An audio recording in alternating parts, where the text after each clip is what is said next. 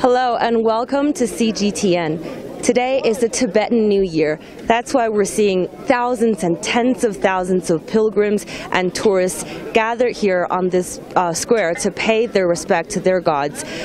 A little bit of information on our location here. We're now located in a city called Lhasa, which is the capital city of China's Tibet Autonomous Region. Our specific location is in front of the square outside the Jokhang Temple that you're seeing here. The Jokhang Temple, we're going to get a little bit more into it just a little bit later, but right now I want to tell you that it's the holiest of the holy sites for the Tibetan people. So on the first day of the New Year, we're seeing Tibetan pilgrims gathering here. We can see there are two giant incense burners here on this square, and we can see devout Buddhists throwing pine tree leaves as well as barley into these incense burners to show their respect to their gods, to Buddha. And we're seeing this square is packed with people because many people are gathering here to pray for good fortune for the coming year. So we're going to walk around the square and we're going to show you how Tibetans are praying, and we're going to show you some of the customs and traditions of how Tibetan people celebrate the New Year. And just a little reminder, I'm not the only reporter here for you today. My colleague Meng Qingsheng will be standing by for you in just a little while on the rooftop at a vantage point actually for a bird's eye view of the entire square. This is one of the most famous districts in all of Lhasa, which is really the spiritual, religious, cultural, and economic heart of Tibet. So we can see right now the square is packed with people, young and old. The Tibetan New Year is called Losar, and this is the first day of the Losar. This year it falls on the same day with the Chinese Spring Festival, which is the Chinese New Year. It seems like my colleague has found me someone that we can talk to for a little bit, because a lot of these people are praying and we do not want to disturb them. So we do want to ask for their agreement first, and it seems like this gentleman? 是这个吗? Seems like this gentleman is willing to speak a few sentences with us. 你好，先生，想先问一下您来自哪里? Where do you come from? 来自青海省海北藏族自治州祁连县。 Okay, so this gentleman is from Qinghai province, and 是每年过年都要来吗? Do you come to Lhasa every year? 基本上差不多都来，对。 So he comes to Lhasa every year. Why every year? 为什么每年都要来? 第一是我家人过来朝拜的，然后今年呢是这个藏历新年跟这个春节是一起过，然后我们就刚好过来这里拉萨过年来了。对对对。 He says his whole family is here, and he said what I just told you before, that this year the Losar, the Tibetan New Year, and the Chinese New Year fall on the same day, and that's why his whole family is here to celebrate the festivals. 给我们展示一下您的家人吧. Can you show us your family? 行行行，这是我媳妇儿的。This is his wife. This is his wife. And this is this is his sister. Yes, you speak English. My mother. And that's your mother. This is your. 我姐姐的女儿。 This is your niece. 对对对。你的我的外甥女。对对对。给大家一起拜个年吧。好，给大家拜年了。扎西德嘞。扎西德，罗萨扎西德嘞。想问一下，那个拉萨以及咱们这个大昭寺，在藏族人心中是一个什么样的地位呢? What kind of special place does the city of Lhasa and the Jokhang Temple hold in the hearts of Tibet? 圣的那种。然后来拉萨的话，就是必须要基本上，大昭寺是必来的，因为这里面供奉着那个释迦牟尼那个佛像，所以大家都必须到拉萨之后就必须要来这个大昭寺。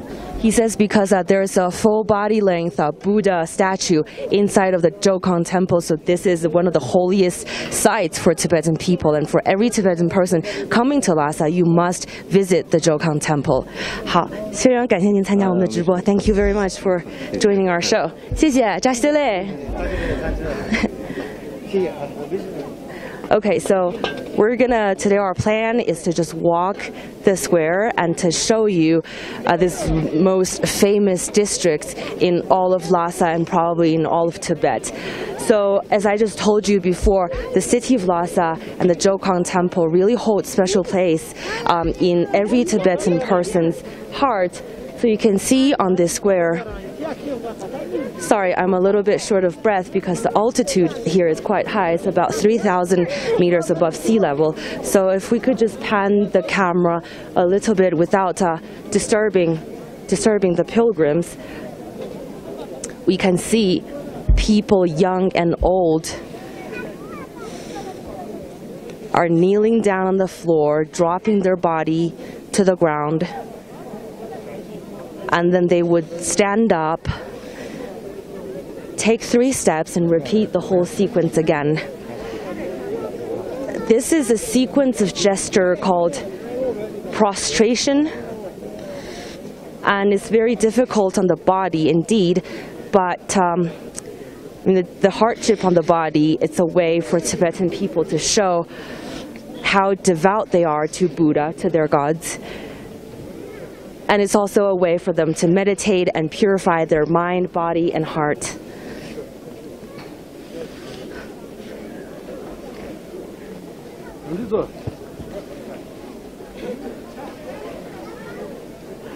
So if we just pan the camera a little bit, we can see many more people are performing prostration here inside the cordon.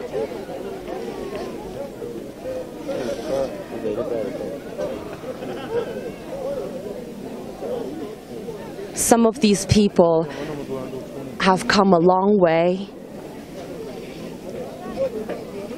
just prostrating themselves like this every day for months, from wherever they're living all the way to Lhasa. So the entire process might take months. And again, I told you before, it's the hardship on the body is a way for Tibetan people to purify their minds and show their devotion to Buddha, to Buddhism.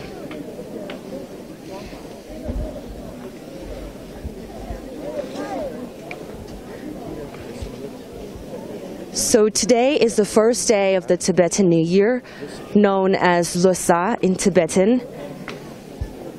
And here we are at the Jokhang Temple, which is one of the holiest sites, probably the holiest sites for all Tibetan people. But of course, this is also a very popular tourist destination. That's why we're seeing this huge line of tourists right here. If we just pan the camera a little bit, these people are going to circle the temple in order to get into the temple to pray, to kneel down in front of the Buddha. And we can see how long the line is. It goes all the way around the temple. So a little bit of a background information on this district that we're right now. It's called the Baka district, which is one of the oldest, most ancient districts in all of Tibet.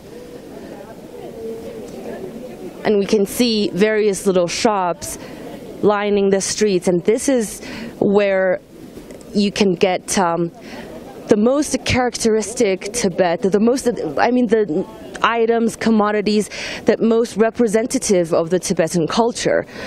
But of course, during the New Year, most of these shops, if not all, are closed.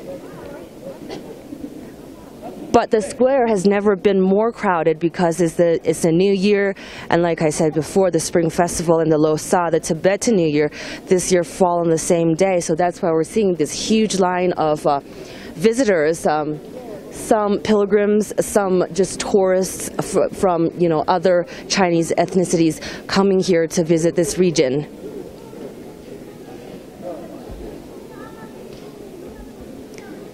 Here you can really get a taste of Tibet. Every step you take, there's really items, commodities, or symbols, or paintings on the wall, decorations, ornamentations that are most representative of the Tibetan culture. So like, if you see these signs behind me, they belong to the 8 symbols of auspice, The one in the middle is the wheel of the law, and the two next to it are the endless knots, which symbolize unity, symbolize a cause and effect, and the intertwining feature between Buddhism and our sector world.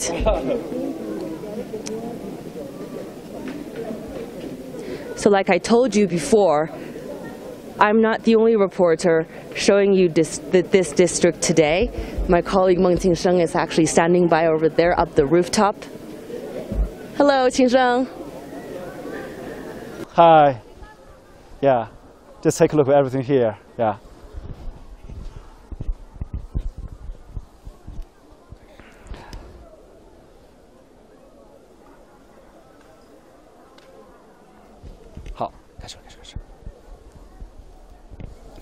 Thank you, Yuan. Thank you for your detailed introduction about the surrounding here. We can see today is the first day of Tibetan New Year celebrations.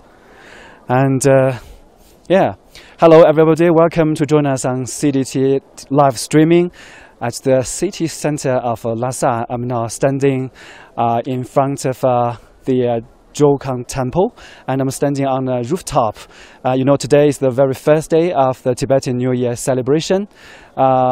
I would like to introduce you a little bit about the surrounding. Actually, this is the Bakwa Street. It's the most center part of Lhasa. And behind me, 我们的摄像老师可以朝金顶方向摇过去。Behind me, the Jokhang Temple, and the temple is actually in the heart of Lhasa downtown. It's the ultimate pilgrim destination for Tibetan Buddhist followers. This is also the most sacred temple in Tibet. It has attracted many pilgrims to worship and circumambulating around. The temple was founded during the 7th century for King Qingsheng reign about 1300 years ago. And this temple is considered the spiritual heart of the city in Tibet, and is also the focal point of commercial activity in the city, with a maze of streets radiating from it. The Jokhang Temple is about 1,000 meters east of Potala Palace. Actually, we are pretty close to the Potala Palace here. And today, we are very happy to invite a local friend.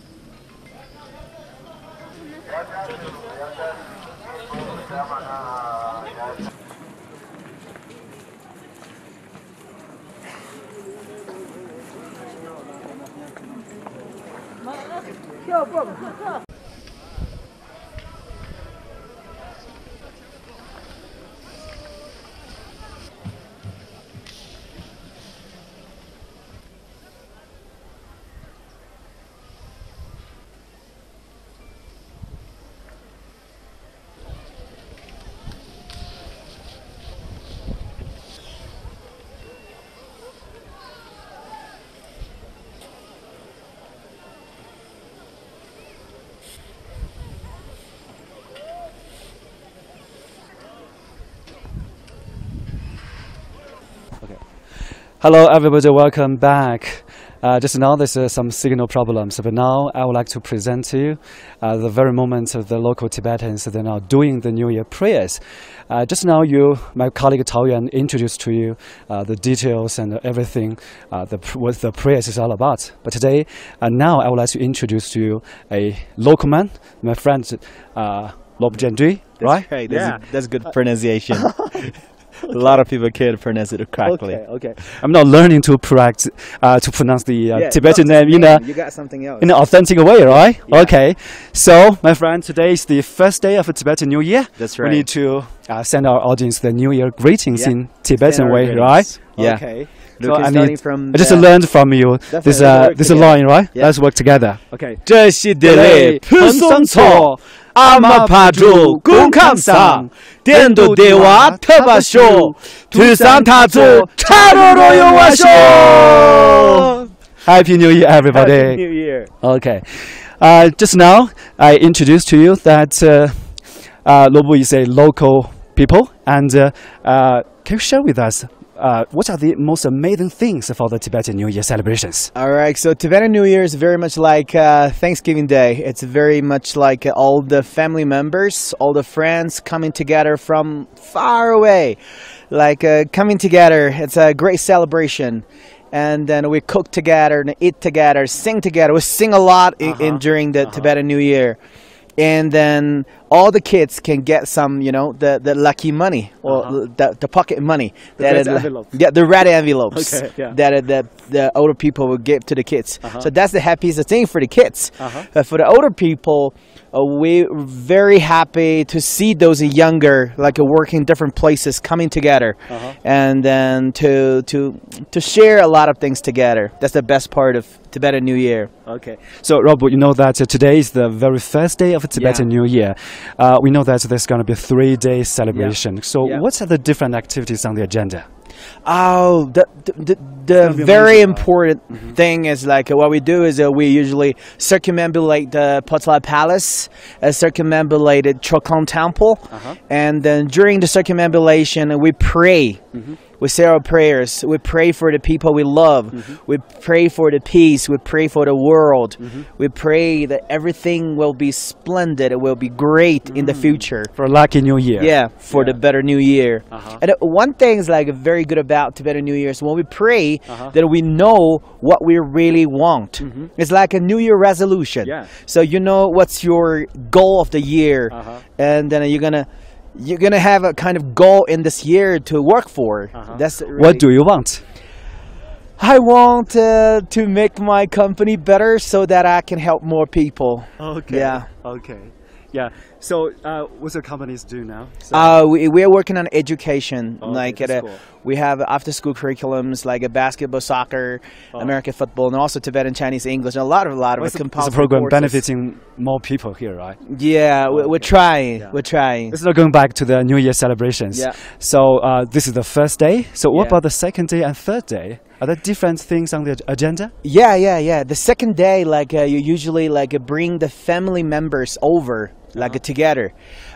For example, in one family, if there's one older person, like the oldest the person, no matter where she or he is, all the family get together in her house or his house, and then that's the first day, and then we say our prayers. The older people usually tell younger, like people in the big table at the big table with the educated kids will give them some wish. Usually they tell them like study hard, love your family, and be a better person. You know, second day like we usually bring the friends over, like about a party. Yeah, party. We visit different friends. We go to different people's house, and we have something called a chima. I don't know. Have you seen that? I see that. You usually do that just to put some the highlands, the barley barley flowers and Yeah. the tsamba, right? Yeah, I tasted it. Yeah, it was really great. And the second day, you usually go to visit your friends, and your friends come to your house, and your relatives will come to your house. A third day, what I usually do with my family is we climb mountains. We climb mountains, go to on the top of the mountain, we hang our prayer flags on the mountain. So everybody will do that for every household. Yeah, almost everybody go to to put the prayer flags. Sometimes people put the prayer flags on the roof of their house, and if they can't go very far, but you know, like I like exercising, working out. Like we usually go climbing mountains and putting those prayer flags on the top of the mountains. So, what's your most favorite part? Most favorite part about Tibetan New Year is seeing so many people, like long lost friends, long lost their relatives, because sometimes they maybe work in different places, like Beijing or Shanghai, maybe even in Washington or somewhere. So in Tibetan New Year, they come together, you know. Like we come together, we eat together, we tell people what has happened in the past year. So that was really awesome. So it's more about reunions for reunion party. Reunion parties. Yeah. Are there some great food during the celebrations? Yeah. We have like a dry yak meat. That's my favorite part of it, and also my mom's spicy paprika, and which is really great.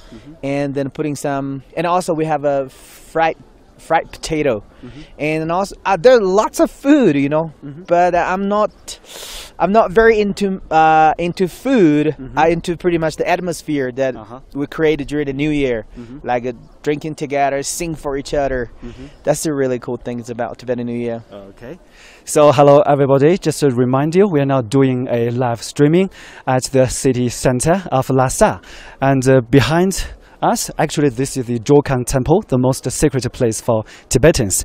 Now, I will ask my cameraman to show you a close-up picture of this temple, the rooftop, very beautiful under the sunshine. Amazing. 哎，请摄像老师把镜头推到金顶，我们看一下那里的情况。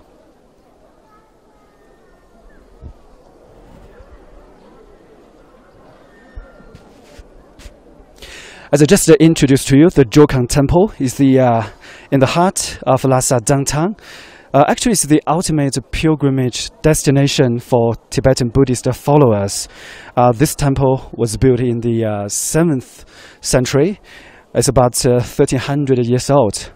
And today, the local people are now doing their New Year prayers. They're coming from different parts of Tibet and the surrounding regions. They're now doing the New Year prayers.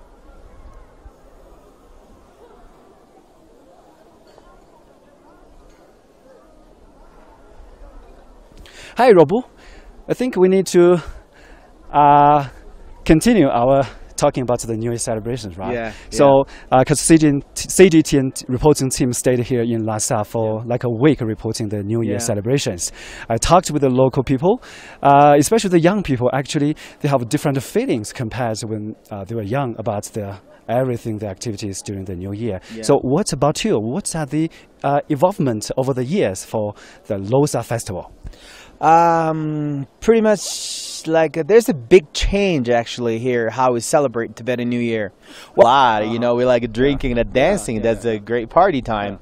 And now these days, like a lot of families, they're going traveling. They go to different places to travel, like a whole family traveling. Like to Sanya, because Sanya now is pretty warm. And then that's like a big change here. Like people don't just want to stay at a house and having a party. And you just came back from vacation. Yeah, I come back from vacation, but I really like traveling. But I prefer staying with the family members during New Year. I don't want to travel in the New Year. I want to go before it. But now a lot of people traveling, like that's a big change. What's the second thing? Let's say, probably some people do organize a lot of events, like in New Year, like a dancing and a singing, and these kind of events is really amazing. I mean, that's another big change. So you were born in Lhasa, right? Yeah. So over the past decades, what do you think are the changes made here in the city? Ooh, that's a huge change here. A huge change, yeah. Yeah, and then just like what I've told you before doing the interview, what is because in Tibetan New Year we need to prepare food, right? Like a big feast, and then I remember when I was a little, I was always waiting for the food, only in Tibetan New Year. But now the thing is, we don't know what we're supposed to prepare because we often have great food, and we don't really know in Tibetan New Year what we're supposed to eat something for special. So that's a big change for the diversity of food, the choices. Yeah, what about the other things like the infrastructure and there's a lot of constructions going on here. And not only this part is like a really traditional part of Lhasa city, and also those constructions, a lot of constructions going on, especially those routes. I mean, like the highways. The best things, like sometimes you can drive all around the Lhasa city. Just that's you can see all the corner of it. But before, let's say like 5 years ago, we're not gonna do that. We can't do that. And all the transportations, the flight. The trains, the buses systems, the transportation system is amazing now. So like we have lots of tourists coming from all around the world, all around the inner China, coming to Tibet and the visitings. And also like lots of Tibetans are not just staying here. We're going out, not just only to go to Beijing or Shanghai, we also go abroad to go to see the world. So that's amazing. Yeah. So, what do you think are the driving factors behind this kind of development? The driving factors, let's say, is the policy. Yeah. Because there's open policy here. Like we have a more, especially like in my generations, we had lots of opportunities to studying the developed countries, studying the well-developed structures all around, China and the world. And when we see those things, because seeing is believing, so we believe that we can also make Tibet a better place. So when we come back here, and with that great policy for helping those entrepreneurs in Lhasa and in Tibet, and we have more power. And lots of especially tourism industries are doing a great job here in Tibet, and also some other parts are doing pretty good. So this way, like Tibetan people's living conditions are getting much better. Wow, that's a good. That's really great. Here, right? Very positive change. Okay. Yeah. Well, thank you, Robert. Thank you for joining us in this live streaming. Thank you so much. Thank you so much. Thank you. It's great. Thank you. See you shortly afterwards. Yeah, Okay. sure. Yeah. Hello, everybody. We are now doing a live streaming on CGTN platform. We are here in the center part of Lhasa, and today is the first day of the Tibetan New Year celebrations. And just now we showed you the surrounding, and the local people have come here. And actually behind me is actually the Jokhang temple. It's a very beautiful, the gold rooftop. This temple was built more than 1300 years ago, and it's regarded as the most sacred place for Tibetan Buddhist followers. And we can also see the local people are now doing the New Year prayers. Down there, 我们可以看一下下面在朝拜的人。好。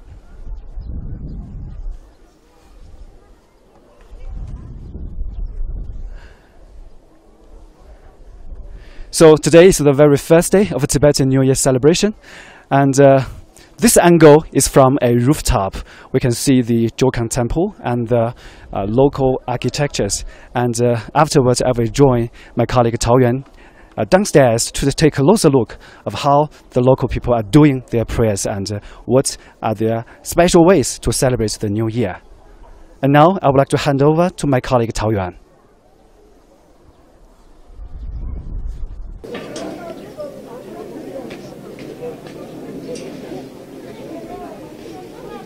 Hello, back to me.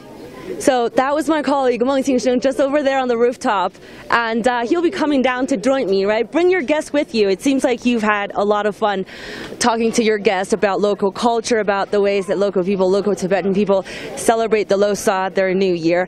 And back to me again, just a little recap for those of you who just tuned in. You're watching CGTN, and we're here today because it's the first day of the Tibetan New Year, and we're in the city of Lhasa, about 3,000 meters above sea level. That's the capital city of China's Tibet Autonomous Region. We're in a district called the Baka district, which is the oldest and most representative district in the heart of Lhasa. And this behind me is the Jokhang temple, which is the holiest of the holy sites in all of Tibet for all of Tibetans. And here we can see a lot of people making pilgrimage in this area. Typically they circle the Jokhang temple in full body prostration. So if we can pan the camera, we can see what some of these people are doing.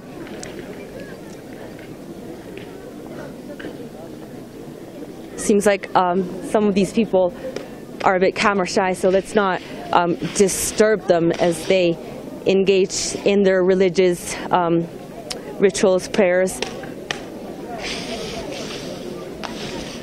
But this is their way of paying their respect to the gods. A lot of people have come a long way, just doing full body prostration from wherever they live all the way to Lhasa, because Lhasa is really a holy city in the hearts of Tibetan people. And I was told, my colleague Meng Qingsheng is just right next to me, but let me finish this sentence first. I was told that every Tibetan person must make the pilgrimage from wherever they live to Lhasa, because, like I said before, this is a holy city in their hearts. And the journey around the Jokhang temple is, of course, one of the ultimate pilgrimage routes for any Tibetan person. How are you feeling up the rooftop? Seems like you're a little... Cold. Yes. Very cold. So just now we just got a rooftop view of the surrounding environment. Really beautiful rooftop for the Jokhang temple under the sunshine here. Of course. Yeah. And that's why it's one of the UNESCO World Heritages here in Lhasa, as an extension of the Potala Palace, which is not far away from here. Yeah. But so I'm very interested in the prayers, and just now, because I was reporting on the rooftop, I would like to take a closer look at how the people are now doing their prayers, right? Of course. Because I think this is so very large population coming here today to do the prayer. Of course. So should we just take a walk to the square? Yeah, let's go there. So I think the crowd is because of the Losar, the Tibetan New Year, as well as the Spring Festival, the Chinese New Year. This year they fall on the same day, so that's why, you know, pilgrims, Buddhism believers, as well as tourists are all gathered here in this square. That's why we're seeing this square is packed with people, shoulder rubbing against shoulder. Yes. And this place is in the downtown area of Lhasa city. It's also the destination for many pilgrims, just like this one are doing full body prostration. Right. Yeah, and many of them coming.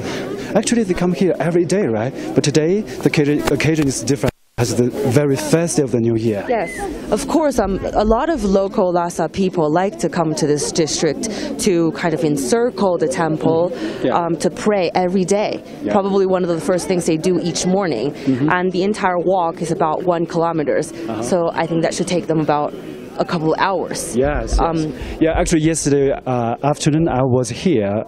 A large population just queuing up there to wait for their turn to pay their prayers over there.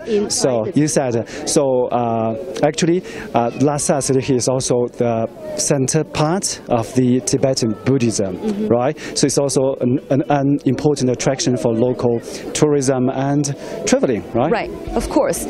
So local people come here, like we said before, but also people in all of the Tibetan regions, because Tibet Autonomous Region is not the only Tibetan region in China, right? There are Tibetan people across 5 different Tibetan areas, across 5 different provinces and autonomous regions in China. So all of them make the pilgrimage to Lhasa at least once in their lifetime, right? Some of them come here in full body prostration, and that takes them months, if not years. So that's a lot on the body. But I think for Tibetan people, they told me that for them it's a way to purify their minds and hearts, and it's also a way for them to meditate. So should we just take a minute to take in the power of It's just a show of spiritual belief. The local people doing their prayers here.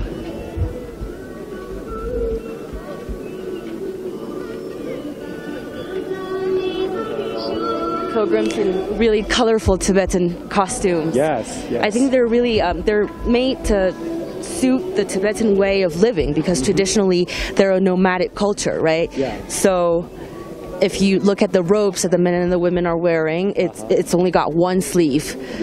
So when tied around the waist with a sash or a belt, then the upper parts of the garment can then kind of act like a huge pocket for anything from money to small objects to small animals, even a baby. And also actually across Tibet, we know Tibet covers a huge area, right? The people in different regions, they dress them differently in a different way. They have different costumes. And there are also different branches, such as the Kham branch, what else? The Ando branch. So various different branches, and I think they don't share the same language. They share the same written language, but they don't share the same spoken language.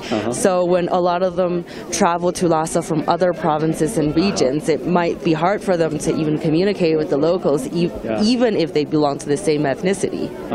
So it's a really unique culture and rich culture that really is mysterious to a lot of people outside Tibet, right? So actually this Tibet Autonomous Region enjoy a profound culture here, right? And I just talked with a local guy, Robu, on the rooftop. Actually, in recent decades, Tibet undergone great changes, economically and in social life, everything. There's you know, one part of that is the tourism, the boosting tourism here. To actually contribute to that growth. So this means that people here enjoy a much better life. But I think they also keep their spiritual belief. I think that part hasn't changed at all, and that shows. It really shows at this square, where people, young and old, you know, grannies in their 80s and 90s, even small children, maybe 3 or 4 years old, gather together on this square, just praying to their gods and praying for a good fortune in the coming year. So I think it's now time to show more about how the local people now celebrating the first day of the new year.